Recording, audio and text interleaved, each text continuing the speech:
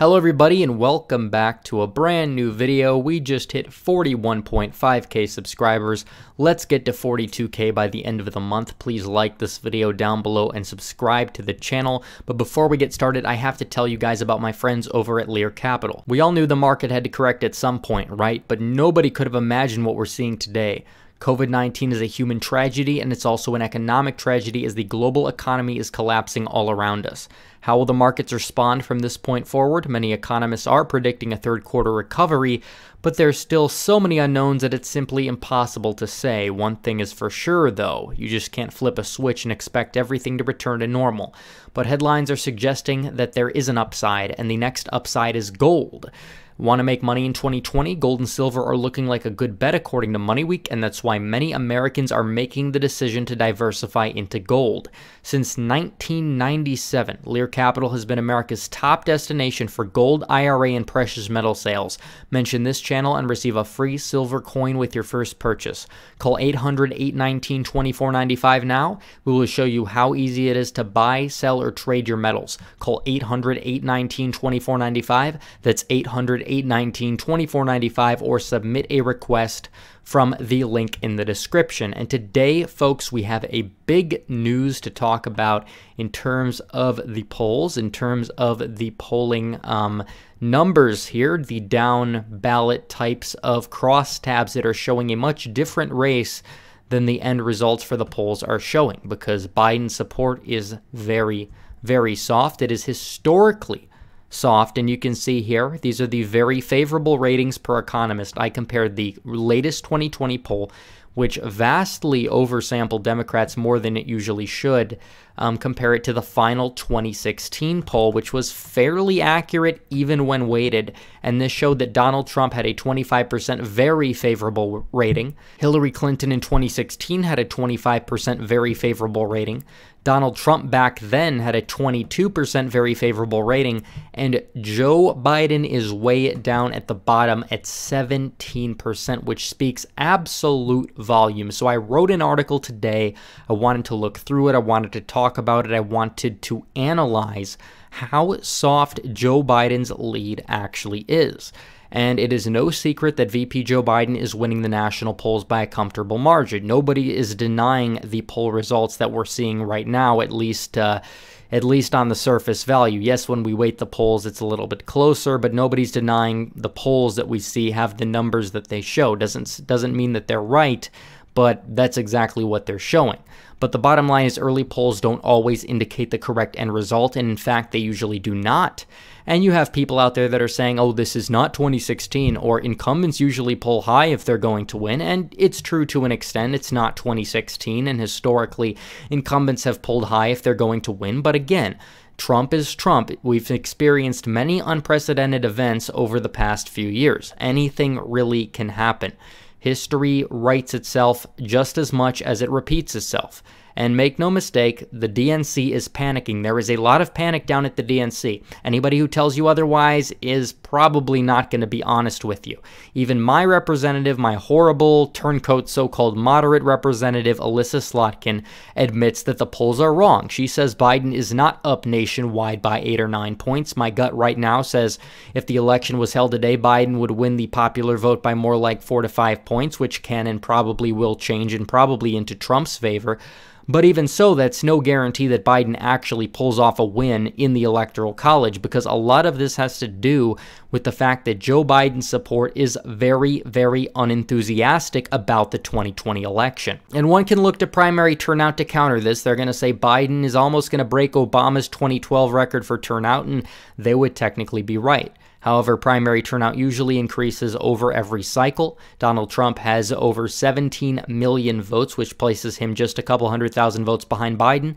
And if Trump's lucky, he will hit 18 million because there's several states out there that haven't yet voted. And this is more than double Bush's total in 2004 and more than triple Obama's uncontested 2012 primary. And we know that if the RNC did not cancel primaries, Trump would have eventually gotten more raw votes in the primary than Biden. We also know that Trump has the most raw votes for an incumbent primary in history for a president.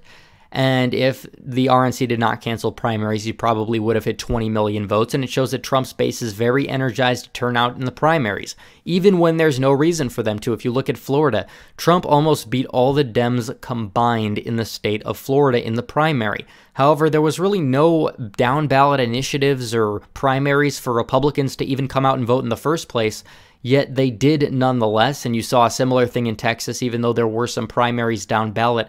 Trump almost beat all the Dems combined, which means he's probably in a fairly good shape in the state of Texas. Primary turnout is not everything, but it's also not nothing, so we do have to look at it as a big metric to predict the 2020 election.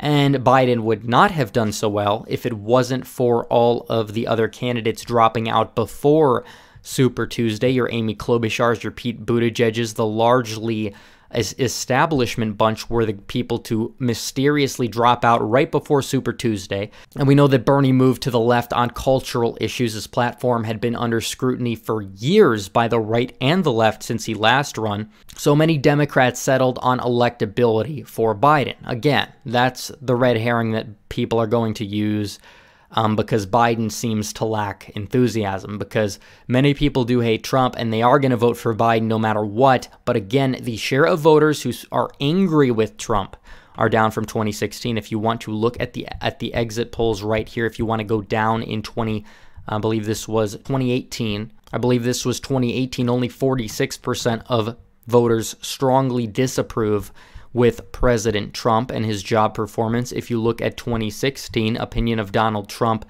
it didn't exactly have the breakdown. The polls that we saw had him at 52%. I did talk about that in this article. The exit polls had 60% with an unfavorable view of him. So actually the people that hate Trump in this country, the share of those voters are actually declining. And even in the brutal 2018 midterms, the exit polls indicated that around or less than 40% of voters across many swing states strongly disapproved of Trump, and this held up in many states that had increased Democrat turnout. If you want to look at Texas here, if you want to look at Texas, you want to go down to view of Donald Trump as president.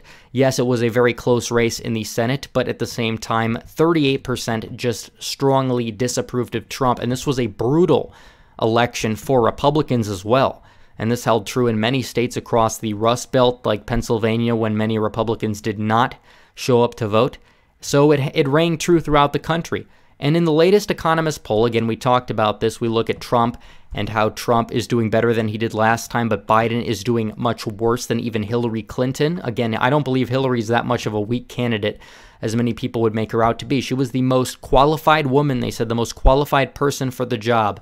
So she had her weaknesses, she had her scandals, but she also had her strengths, and she did have a base, and Biden doesn't have that base. Again, Biden's support base is weaker than Hillary. And again, I would not expect everyone in the somewhat favorable, which is the soft support, to stick with him or turn out for him, because you need to give people something to vote for in order for them to actually go out to the polls. And his somewhat favorable rating is only 26%, so his favorability rating in this poll is only 43%. Trump is at 41%. So from the looks of it, it's anybody's game. However, Biden, we know, is less hated than Hillary Clinton. This is true. Does not make him a stronger candidate. I call this the Nickelback effect. Just because you're the most hated individual in a certain group does not mean you don't have a base that's strong enough to bring out the numbers to support you. And again, Biden is also less hated than Trump by 5 points, but is that going to stay? And for how long will that stay? Because Biden, he's been in hiding for a while now. He cannot hide forever, and Trump must debate him. And Trump can debate him in a way that is effective and that will make him stumble, the same way that Kamala Harris attacked him in the first Democrat debate, which ran him down in the polling average for a little while. He didn't really recover until a lot of the candidates started to drop out and a lot more people focused their energy on attacking Michael Bloomberg. So yes, Trump has shown little signs of increasing his favorability. So has Biden, but at the same time, Biden's floor is much deeper. His net approval rating at the end of Obama's term was in the ballpark of plus 13. It's decreasing. Now it's -2. Trump has gone up over the past 4 years significantly. Biden's has gone down. It's actually more like -5 if you take out the outliers. And again, he has mental decline. He's adopted many far-left policies that I've talked about in my last video. Make sure you guys check that out if you haven't seen it yet.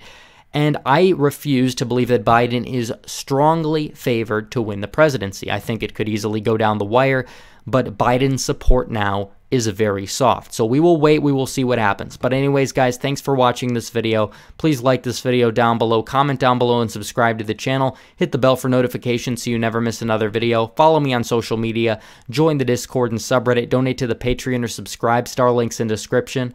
As always, guys, thanks for watching. Red Eagle, out.